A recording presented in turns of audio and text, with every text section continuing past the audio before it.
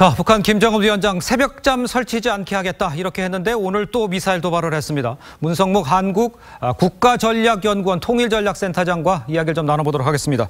센터장님, 실전 올해 들어 벌써 7번째. 이 정도면은 실전 배치할 수 있다 이렇게 봐야 됩니까? 아니면 배치가 좀 어렵습니까? 어떻습니까? 예, 합참이 그렇게 발표를 했지요. 그동안 발사한 미사일과 유사한 재원을 가지고 있다. 그래서 단거리 탄도미사일이라고 얘기했거든요.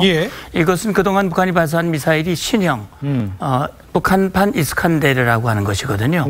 그러니까 여러 상황 속에서 여러 차례 발사를 하면서 완성도를 높였기 때문에 이제는 뭐 양산 단계에 들어가서 실전 배치한다는 걸 염두에 둔 우리의 확고한 대비가 필요하다고 생각합니다. 그렇군요. 자, 지금 보면 7번 발사 중에서 6번이 장소가 뭐 서해에도 있었고 동해도 있었고 장소를 계속 바꿨어요. 이렇게 실험을 하는 이유는 따로 있습니까? 저는 두 가지로 생각을 하는데요. 첫째는 군사적 이유입니다. 그러니까 앞서 말씀드렸듯이 시간과 장소와 고도, 거리, 그다음에 발사 속도 이런 것들을 다양하게 함으로써 이 발사 과정에서 여러 재원을 확보하고 완성도를 높이는 다시 말하면 타격 능력을 높이는 군사적 목적이 하나 있을 수 있고 두 번째는 우리는 어떤 장소와 시간, 어떤 조건에서도 자기들이 원하는 목표를 정확하게 타격할 수 있다. 남측 대비해라. 우리의 말을 들어라 라고 하는 대남 압박의 목적이 담겨져 있다고 봐야 되겠죠. 그렇군요. 그런데 지금 이게 함흥에서 한 400km 되면 이제 성두 사드 기지가 이제 타격관에 든다 이런 얘기 많이 나오고 있고 거기가 이제 목표다 이렇게 얘기를 합니다. 북한이 특별히 이 성주 사드 기지를 중요 목표로 삼는 이유는 어디서 봐야 됩니까? 예, 물론 1차적으로는 사드라고 하는 것이 고고도 이 요격, 다시 말하면 방어 체계거든요. 미사일 방어 체계 아닙니까? 다시 말하면 이 사드 기지를 타격하고 선제 타격해서 무력화시킨다면 미사일을 발사하는데 얼마든지 우위에서 공격을 할 수 있는 것이거든요.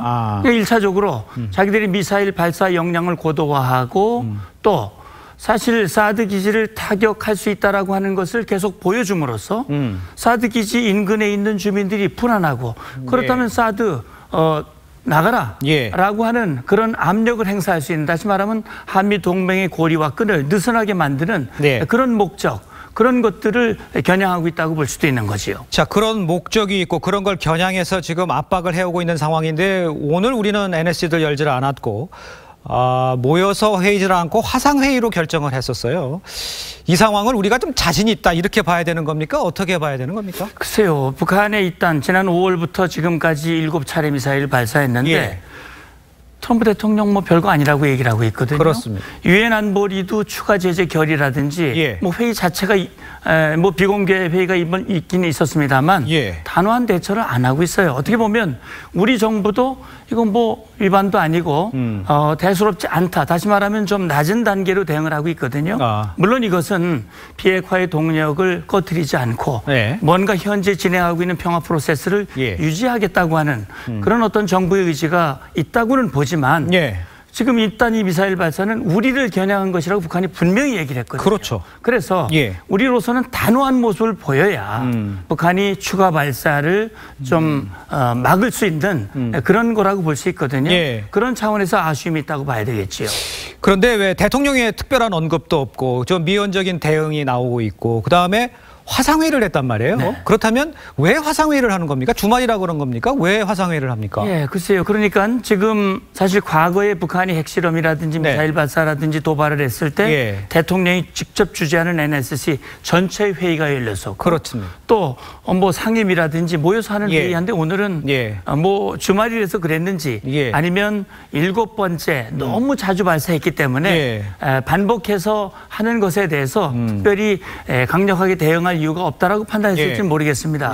어떻게 보면 북한의 김정은 위원장의 그런 의도를 물타기하기 위한 또는 우리 국민들을 불안하지 않게 만들기 위한 그런 뜻이 있는지는 모르겠지만 오히려 반대로 북한에게 오판의 그런 계기가 될 수 있다고 하는 점도 함께 생각을 해야 되지 않을까 생각합니다. 짧게 한마디만 더 여쭙겠습니다. 한미연합훈련 훈련하고 있는데 도발이 계속될 것 같아 보이십니까? 어떻습니까? 일단 한미연합연습을 겨냥한 무력 시위라고 북한이 분명히 밝혔기 때문에 이제 시작되는 한미훈련 기간 동안 계속된다. 또 계속 발사할 가능성이 있다고 보고 단호한 대응이 필요하다고 봅니다. 알겠습니다. 센터장님 잘 들었습니다. 고맙습니다. 감사합니다.